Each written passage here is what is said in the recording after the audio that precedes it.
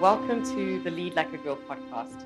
Over the next 12 months, we're going to be speaking to some women who are leading remarkably in their own arenas.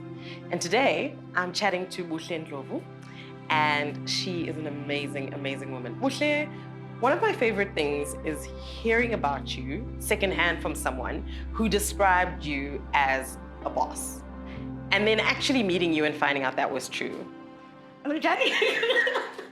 Thank you so much for taking time out to come and chat with us. I just want to dive right in. I've been researching a little bit about you, and it was great to just kind of listen and hear the arc of your journey.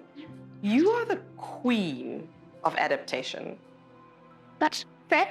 Right? That way, but fair enough. Tell me a little bit more about that. You go from basketball, high performing in KwaZulu-Natal to Canada. How does that go? You know, I saw a really interesting stat the other day, and I wish I could remember it for like word for word, but it really is around most women leaders played a sport when they were young. So I think it was like 80% of CC women played some sort of sport. I think, outside, I think generally sport is such a good grounding for letting one how to get along with other people, but also to sort of just focus in on working hard and succeeding. Yeah. So it teaches you such valuable life lessons that are so crucial later on in your life. Yeah. So I think sort of having basketball as a specific skill that I learned at an early age sort of really helped me. I guess not just work hard, but also really is one of my skills around people and leading. Yeah. And you didn't just play basketball, you played provincial basketball. Who was your coach? My mom was my coach. But no, my mom was my coach. And what was that like? And it was interesting. We have a very interesting dynamic. I mean, I loved it sometimes, to be honest, but sometimes I absolutely hated it, right? Because, and then someone that, at least as a kid, it would creep into me that I hope they don't think I'm dead because my mom is the coach. True. You know? So that it became awkward. At least when I was at the end, it was kind of awkward. And then I sort of moved away to Smashville Girls High, which is at the time the best girls basketball school in the country. So that sort of at least gave me some sort of space. But I would get to provincial and like selections, etc. And she'd still be my coach again. And she was the national team coach, and so I'd get selected for the national team, like the juniors, and she'd be there, and I'd be like, "Hey, girl, Hey, I'm here too." Great to see you, you know. So it was very interesting. The team definitely, I think, really tried to sort of play two very specific roles. Yes. Which helped a lot, you know. At home, she was very specific about certain things. When we got up there, she didn't know me. She just was like, She was coach.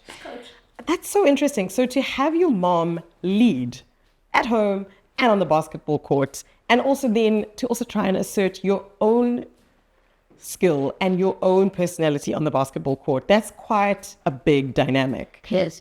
Yeah, I think that's one where I'd love to hear her stories. I would love to get her perspective And she's such a good storyteller, actually. She's such a good story. on how that went. And tell me, did you carry on playing basketball while you were in Canada, overseas, at college? No, so I actually hurt myself freshman year in uni. And then I actually even remember specifically, I hurt myself, so I was out for a few months. And then random, I think it was Jess, and you're just like, comes up to me at I went to Middlebury College in undergrad. It's fairly small, so I think a class is 600 people each year. Yeah. So you kind of knew the whole university. At least I did. And she comes up to me, she's like, you're the girl from South Africa, aren't you? And I was like, yeah. And she's like, don't you come play rugby? And I was like, no, women don't really play rugby in South Africa. It's not a thing. Obviously, it's a different land, but I was just like, no, not really. You know, but also I just blocked my need. I don't think what I really want to do with my time is go into such an intense sport. And she kept bothering me. Like every single time I see her on campus, she's like, just come. Yeah, you don't have to play. Just come see what the girls are doing. You actually know the rules, which is more than a lot of Americans. So yeah, I did that, and I started playing rugby from freshman year till the rest of university. You don't have to tell us at the Beast Foundation how much team sport does for camaraderie, for your own growth, for working with others, for strategy. Did that play a part in sort of how you kind of think and play the game now? Yeah, definitely. I mean, do you know what? I think more than anything else, I really consider myself a team player. So of course, there's the leadership skills that are going toward playing the sport, but I think it really just also teaches you how to sort of be in other people's shoes, be able to sort of take a tempo from here to here. So it's like, I get it. Yeah. We all have a common goal. How do we get there as quickly as possible? And I think what really has that sort of what brings up those skills in people. Absolutely. And I know you love to win. I consider myself a winner. I love winning. I want to jump into something else. And it's you talked about kind of your principles for leadership, and you talked about teachability. But I'm going to start here. How did you choose Mandarin as you started your studies and kind of the journey that you were taking in learning? You know what?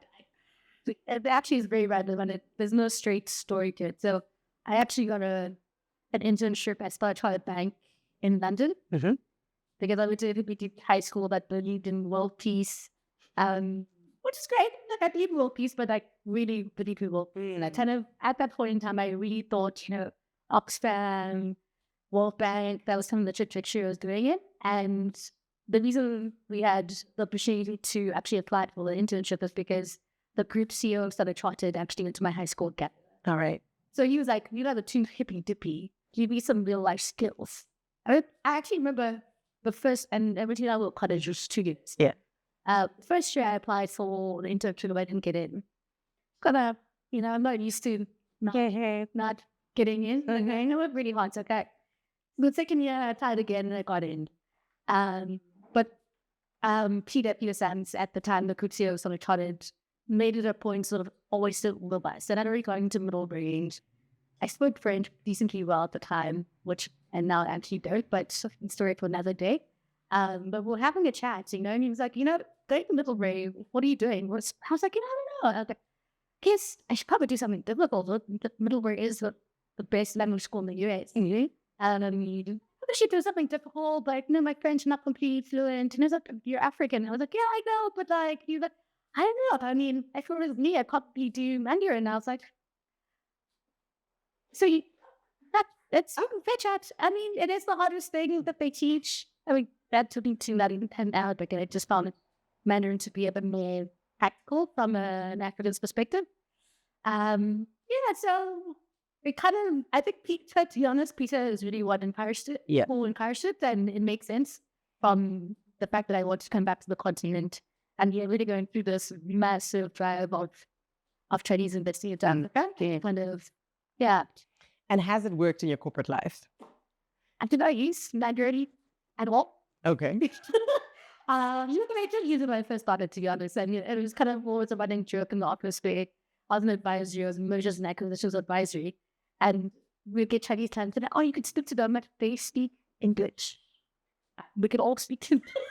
We could all speak to them, and actually, I think things like that in India people, it's like YouTube people. Absolutely. So the few transactions where, the principal was, speaks English, but like they're more like comfortable in Mandarin. So we'd sort of chat in Mandarin and we'd sort of get them more, and I think done a little bit quicker because I think he just was like, even if Mandarin or speaking Mandarin, like you get me. So I definitely used it for a little bit, but I think fundamentally Mandarin sort of, for me, was also very specific around doing hard things.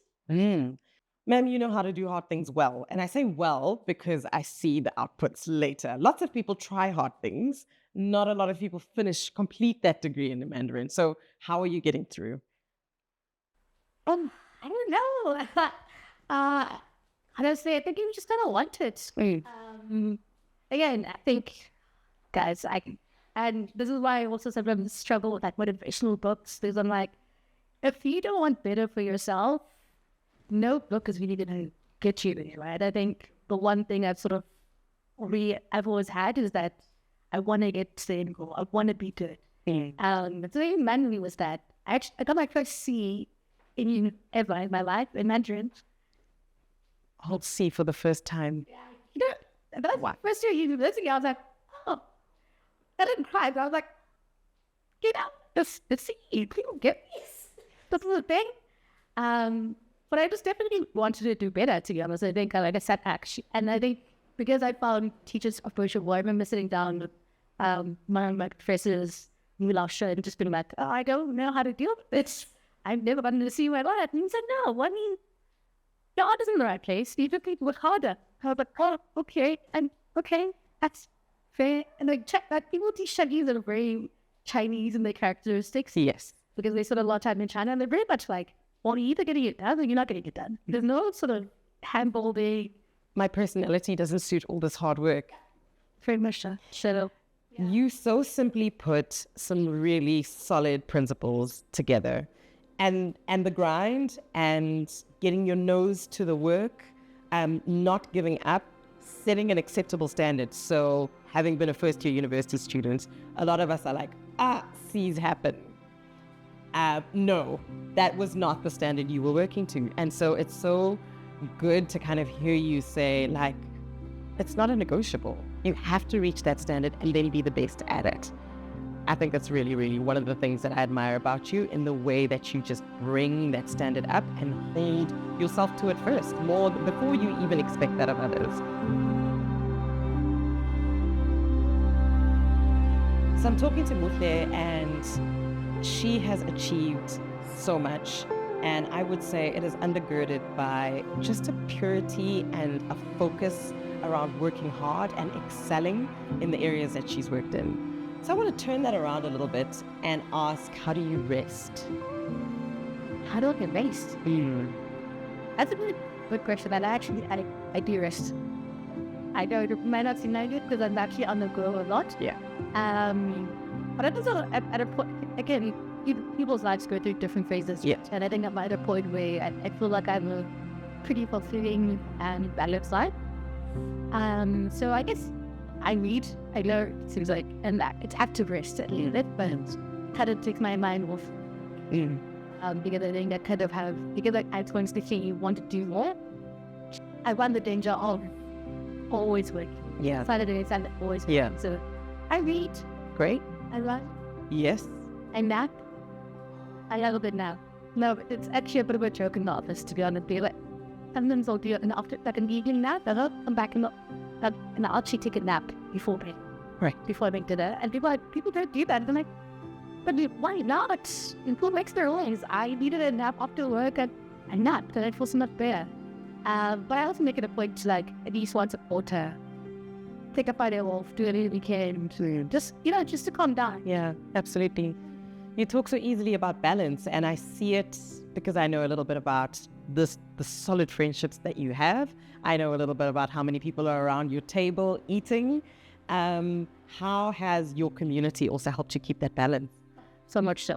Yeah. So much so. And again, specifically, I love the fact, around my table. I enjoy eating. It's most people know Sunday lunch is an institution in my house. I've always making Sunday lunch. Can we come? People just drop by. It's kind of a thing. Yeah. And I think holding a community is so important because I think more than anything else, my friends really do keep me accountable. Even from a race perspective. Yeah. Like someone will be like, you don't know what country you're in. Are you around? Because you're just like, I guess you're right. I've been like, okay, well, this weekend, we're putting you back, we're doing this. And I actually have like a really good friend where other thing is she'll just come over and we'll just watch TV. And we don't talk, we just rest. We're just happily resting and watching some TV. And it creates a culture of, okay, you always need to slow down. Yeah. Like you need to be up there, but you definitely need to slow down. Yeah. And I think that a lot of my friends really do hold me accountable for that. Yeah. I really appreciate it.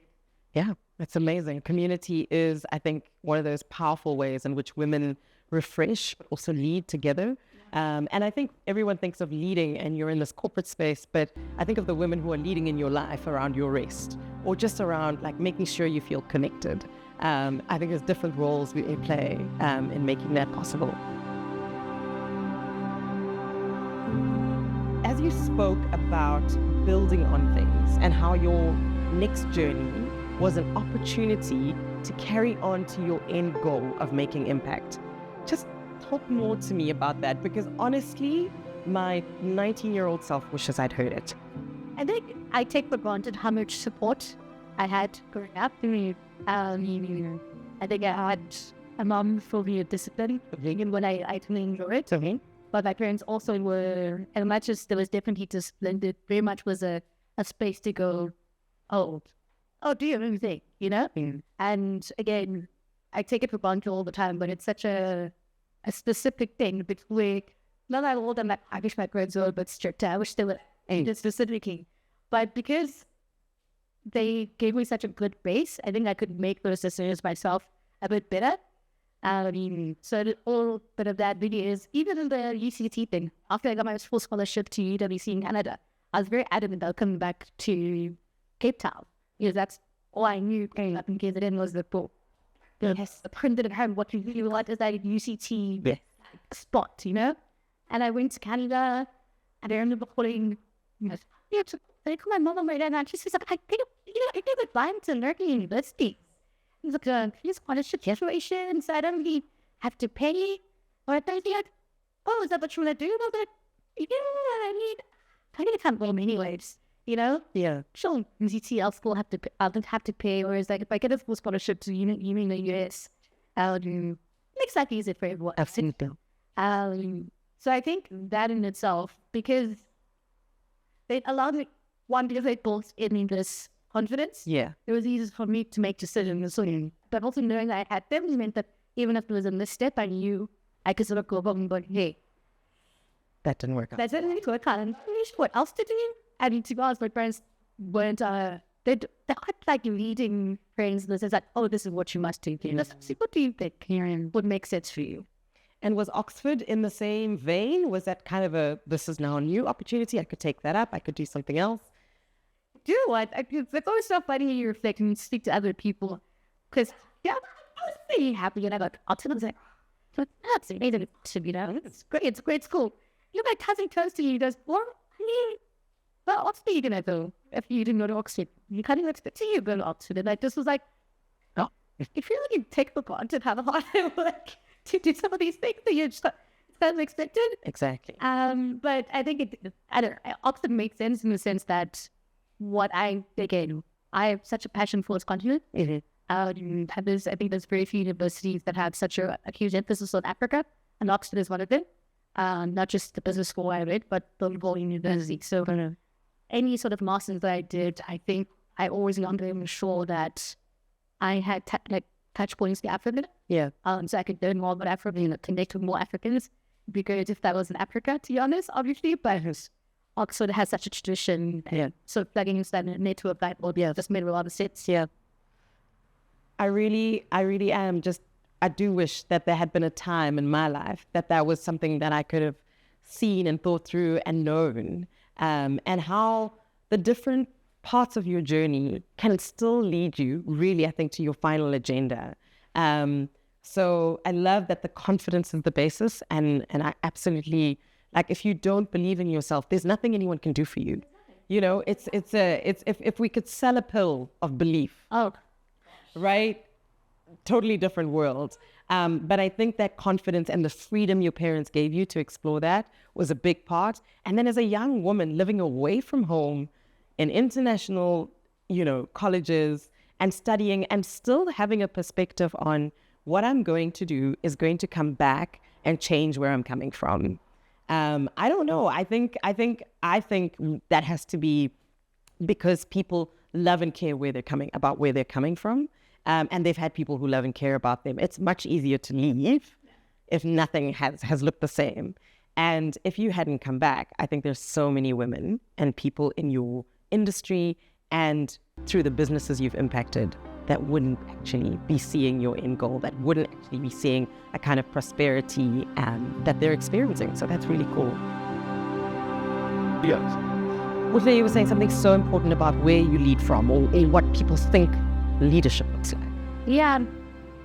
I guess I really was touching on the fact that when I really think about it, I don't necessarily enjoy the person in front all the time. And I think sometimes we think of leadership as the person in front, the person they want to see, whereas we all have a role to play in leadership. And sometimes leadership looks like you doing one thing extremely well, if you're very good at that. That in itself shows leadership within your sphere of influence, right? Absolutely. And I think one of the ways to become a big leader is by being good at knowing things and leading so many more things, which should have brought up to being a leader that everyone can sort of recognize and you're in front of people, but actually not be an end goal. Your end goal should be, or your starting point should be let me be good at this one. Yeah. Let me be good at something that I enjoy. Let me do this ring. That's people that recognize, right? People enjoy people who are making it a point to make it a point to really hone a particular skill. Yeah. Because that one particular skill might be your thing, but maybe that's a skill that the team needs. And that in itself is also leadership, because you have to contribute. Yes. So yeah, I think of leadership like it's known. I think of leadership as not necessarily the person in front, but sometimes leadership is one person doing the one thing no one else to do. And that is true leadership, where you're actually helping everyone else. Yeah. So yeah, I guess I think it's always important to think of it that way as well, that it's not just being in front of people, that's leadership. It's doing things well. South Africa does a great job of saying yes, leadership to the people that we see the most. And I mean, I constantly tell my children is that there's a man in the world and he grows grass. And he is the best person at growing this grass. And it is the best grass for golf courses. And that's all he was ever interested in, grass. And now he's like the world-leading expert on grass. And find what you're passionate about and be incredibly good at it. The world needs, like you say, people that are excellent in what they do. So yeah, absolutely see that. Buhle, it's been awesome. Just really grateful for your time. I don't think people know just how much of your time you so graciously shared with us. And I hope you'll engage and ask questions.